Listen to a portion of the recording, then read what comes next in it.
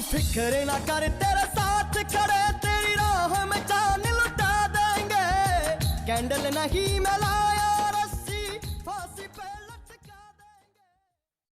साथियों नमस्कार, मैं हुकमचंद, आप देख रहे प्रबुद्ध भारत न्यूज। साथियों, मानवता को शर्मसार करने वाली समाचार यूपी के अंदर से आ रहे हैं। साथियों, यूपी के अंदर देखिए किस प्रकार का राम राज्य है।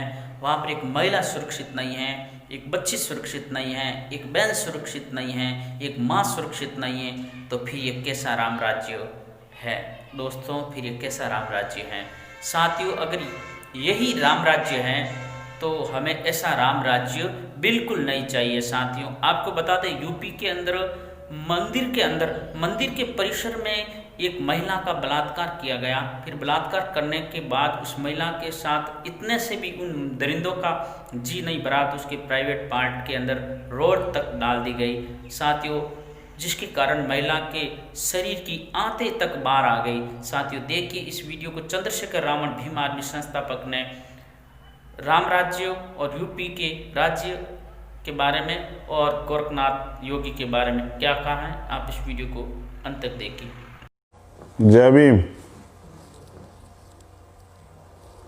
जय भारत, जय संविधान।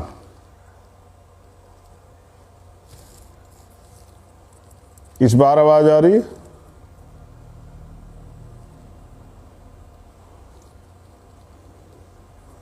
कोई एक साथी बता दे कि आवाज आ रही है क्या। चलिए, जय भीम, जय भारत, जय संविधान और जय जवान जय किसान। करुणा के सागर तथागत गौतम बुद्ध जी,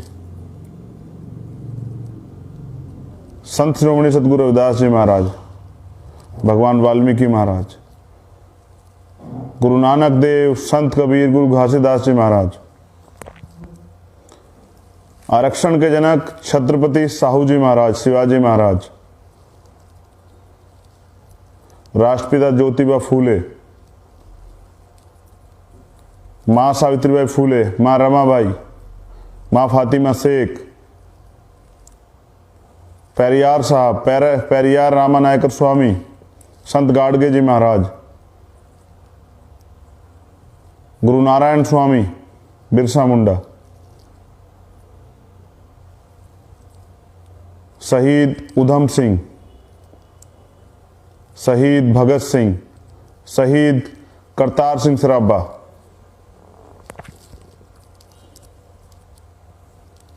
मां झलकारी बाई,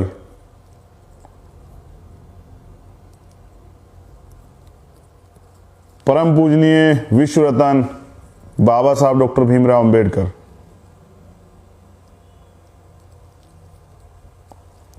मान्यवर दीना भाना वाल्मीकि साहब, डॉक्टर एपीजे अब्दुल कलाम साहब और मेरे रहबर, मेरे गुरु, मेरे आदर्श, करोड़ों शोषितों को राजनीतिक चेतना देने वाले और अपना सब कुछ बहुजन समाज के लिए न्यौछावर करने वाले मेरे गुरु, मेरे आदर्श, मेरे रहबर और संत मान्यवर साहब श्री काशीराम,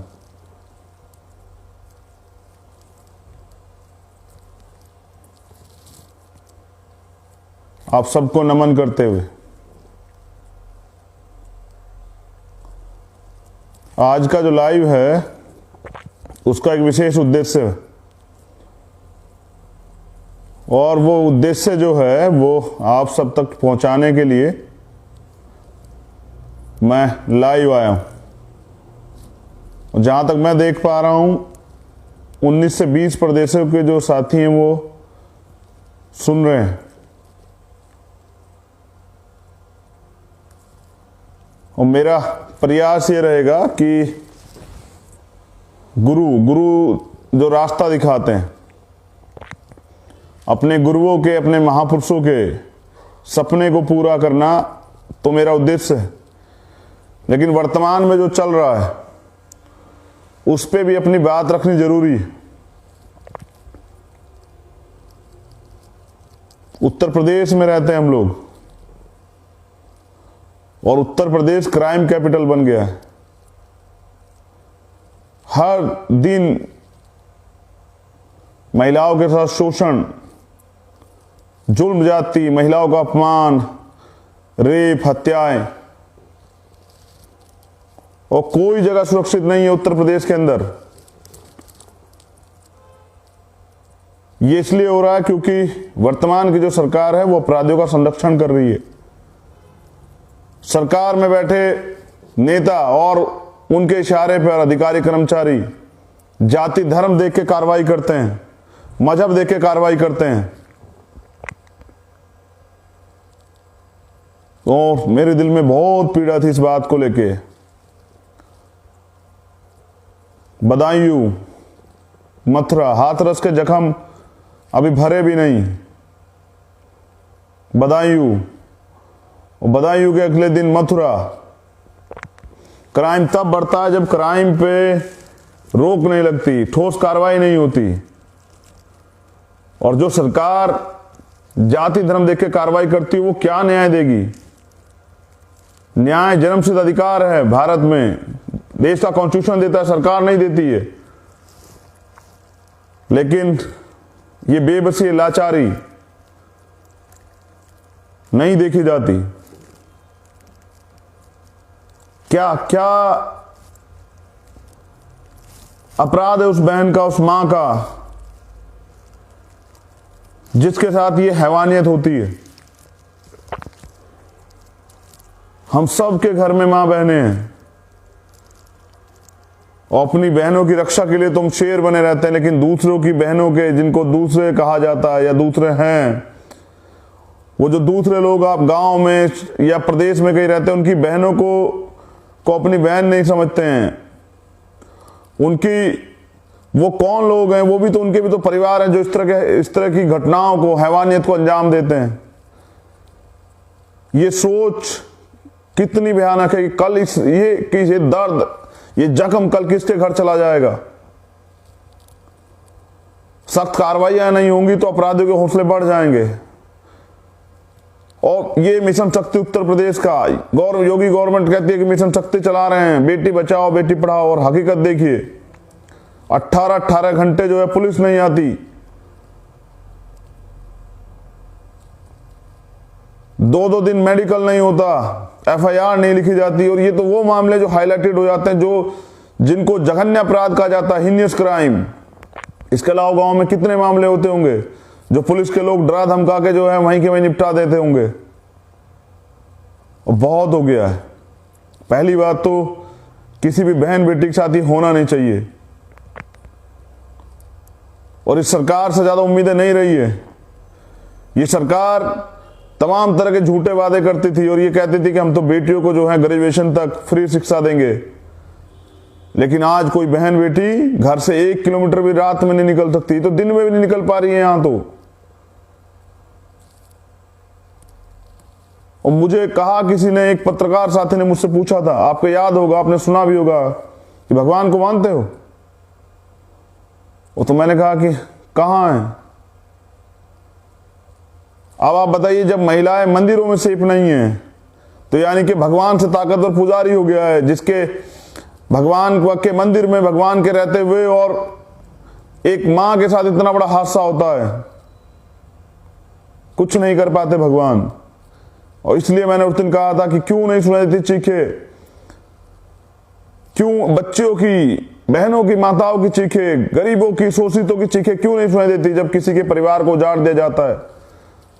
और अब जो बात मैं कह रहा हूं, नौजवान उसे सुने।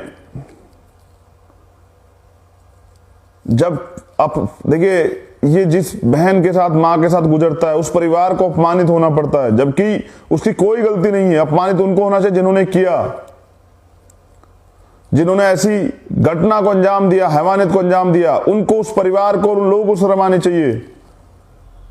लेकिन बेइज्जत कौन होता है इस देश में, इस प्रदेश में, गांव में, जिनके साथ ये एक तो जुल्म जाती होती है, और फिर उस परिवार को, उस बहन को किस नजर से देखा जाता है, और ऐसे अपराध को पूरी जिंदगी उस दर्द को उसे सहना पड़ता है। और ये किसी भाग्य में नहीं लिखा होता कि किसी 5 साल के 4 साल के बच्चे के साथ ये होगा। ये दरिंदगी, ये सोच जो है, इनको इंसान कहना दुखद है। इनको तो जानवर भी नहीं कह सकते, जानवरों में भी ममता होती है।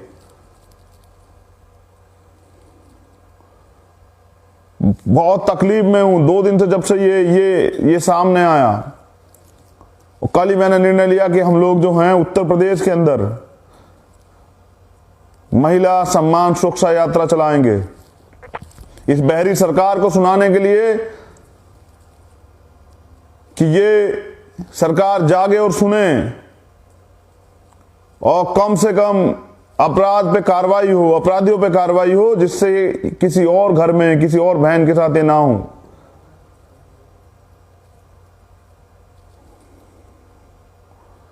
लोकतंत्र है, हम लोग लोकतांत्रिक तरीके से अपनी बात को रखेंगे। और हर मंडल, जहां जहां हमने इसका प्रोग्राम तय किया, ये क्योंकि कल ही बना, ये कोई, इसके पीछे उद्देश्य सिर्फ एक है कि बहनें सुरक्षित रहें। मैं नहीं चाहता किसी घर में कल ये समस्याएं हों। इसका रोड मैप बना के हम लोग इसकी बाकायदा डीजीपी को लेटर भेज के परमिशन लेके करेंगे, और चिल्ला चिल्ला के बताएंगे उत्तर प्रदेश के सरकार के मंत्रियों को और मुख्यमंत्री को और ये शासन प्रशासन के अधिकारी जो अपराधियों का चंद पैसों के लिए अपना जमीर बेच के अपराधियों का संरक्षण करते हैं। वो फिर जैसा हाथरस में हुआ, फिर सत्ता के चाटुकार मीडिया के लोग पीड़ित परिवार को ही अपराधी बनाने लग जाते हैं, पीड़िता को ही चरित्रहीन बनाने लग जाते हैं। और जब सड़क पे जाते हैं न्याय मांग ले तो कहते हैं कि राजनीति कर रहे हैं। अरे तुम क्राइम करने क्यों दे रहे हो? क्राइम रोक क्यों नहीं रहे हो? आप बताए कौन सी बहन बेटी सुरक्षित और कहां निकल पाएगी वो? क्या बहन बेटियों का अधिकार नहीं है?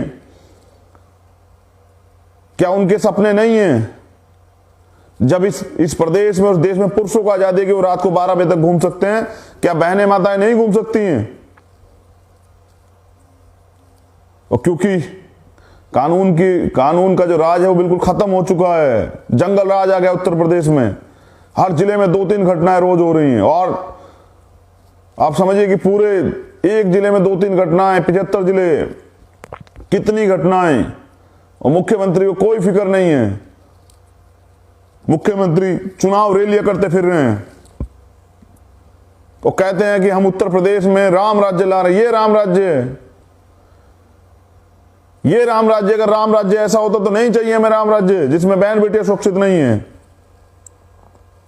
सरेआम कत्ल किए जा रहे हैं, सरेआम, और मैं कैसे बयां करूं, और क्या तकलीफ नहीं सही होगी उस मां ने। मैं इसलिए लाइव आया कि आप लोग यूपी के जो हमारे नौजवान कार्यकर्ता हैं, भीम आर्मी और आजाद समाज पार्टी को तैयार हो जाएं। हम बाबा साहब को मानने वाले लोग हैं, हम अपने गुरुओं को मानने वाले लोग हैं। और बाबा साहब ने तो कहा, बाबा साहब ने कानून मंत्री के पद से इस्तीफा दिया। आज कोई बीडीसी के पद से इस्तीफा, प्रधानी के पद से इस्तीफा नहीं दे सकता। बाबा साहब ने दिया इस्तीफा जब वो हिंदू कोड बिल नहीं लागू करवा पाए। उन्होंने कहा कि अगर किसी भी देश की उन्नति प्रगति को नापना हो तो उस देश में रहने वाली महिलाओं की उन्नति प्रगति को आप नापिए, पता कीजिए कि उनकी कितनी उन्नति प्रगति हुई है। जितनी महिला उस देश में उन्नति करके गई है, उतना ये देश प्रगति कर रहा होगा। और बताइए, जहां महिला सुरक्षित ही नहीं, वो किस तरह से अपना जो है अपने अधिकारों की सुरक्षा कर पाएंगी। और ये इसलिए हो पाया क्योंकि अपराधियों का संरक्षण कर रही है सरकार, और पीड़ितों को ट्रेंड हो गया है उत्तर प्रदेश के अंदर तो कि पीड़ितों को ही दबाया जाता है, अपराधियों को संरक्षण दिया जाता है और पीड़ितों को डराया धमकाया जाता है। घटना छिपाने का ट्रेंड हो गया है। बड़ी बड़ी घटनाएं होती है और पुलिस कहती है कुछ हुआ ही नहीं है। मैं धन्यवाद देता हूं बहुजन मीडिया के लोगों का और उन तमाम मीडिया के लोगों का, उन बहनों का जो इन घटनाओं पे जाति धर्म से ऊपर उठ के कार्रवाई के लिए बोलती हैं, जो किसी भी मीडिया चैनल में है। लेकिन मुझे दुख है कि इन पे चर्चाएं नहीं होती हैं। हिंदू मुसलमान पे चर्चाएं होती हैं, तमाम तरह की बेकार की चीजों पे चर्चाएं होती हैं, लेकिन उत्तर प्रदेश का जो जंगल राज चल रहा है कभी चर्चा नहीं, हिम्मत नहीं कर पाते मीडिया योगी से पूछने के लिए। और मैं जो एक भीम आर्मी का छोटा सा कार्यकर्ता हूं आजाद समाज पार्टी का, मैंने तय किया है कि अब हम उत्तर प्रदेश में किसी बहन किसी परिवार के साथ ये अपमान नहीं होने देंगे। और इसलिए अब उत्तर प्रदेश में महिला सम्मान सुरक्षा यात्रा हम लोग निकालेंगे और इस बहरी सरकार को सुनाएंगे कि झूठे वादे तो बहुत किए थे लेकिन न्याय के नाम पे कुछ नहीं है।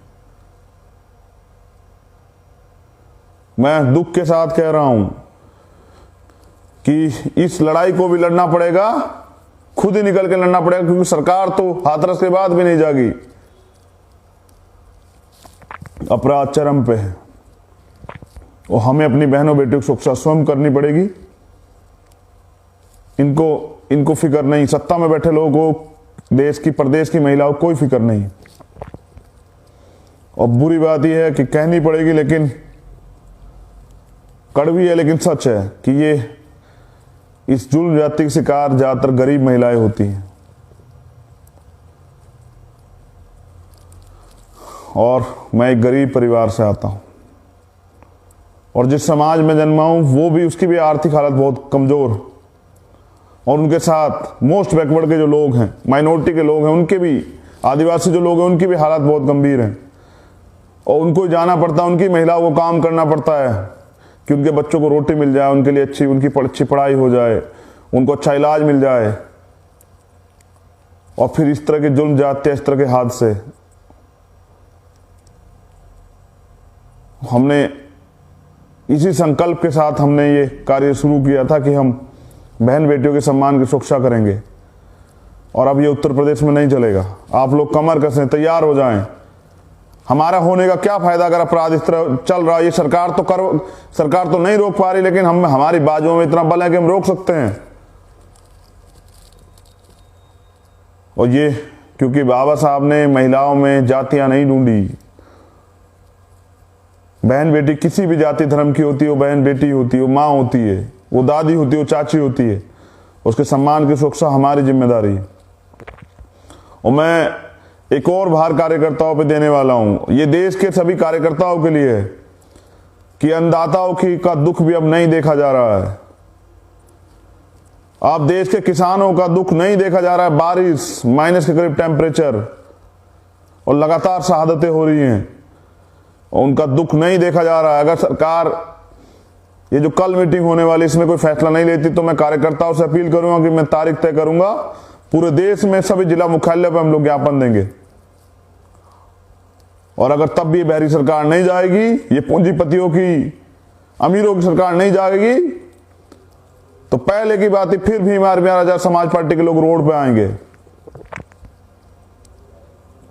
लेकिन देश को बर्बाद करने की कसम खाई भी बीजेपी और आरएसएस के लोगों ने, और हमने इस देश को फिर से सोने की चिड़िया बनाना है। भारतीय संविधान की सुरक्षा करनी है, भाईचारा बनाना है। और इसलिए मुझे लगता है कि अब हम ज्यादा इंतजार नहीं कर सकते हैं। और ये तो पहले ही हो जाता, लेकिन सरकार कोरोना का बहाना कर करके जो है तमाम तरह की रुकावटें पैदा करती है। लेकिन जब ये खुद रैलियां करते हैं तब कुछ नहीं होता है।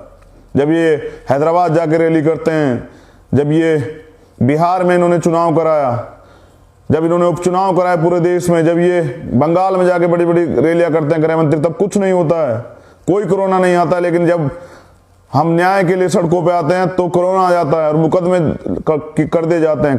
कीजिए मुकदमे।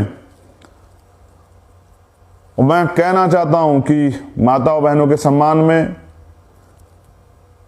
भीम आर्मी मैदान में, और अब आजाद समाज पार्टी मैदान में, और किसानों के सम्मान में, देश के अन्नदाता के सम्मान में भी आजाद समाज पार्टी भीम आर्मी मैदान में। और हम लोग जन्मे इसलिए हैं कि इस अन्याय जुल्म जाति को खत्म कर सकें।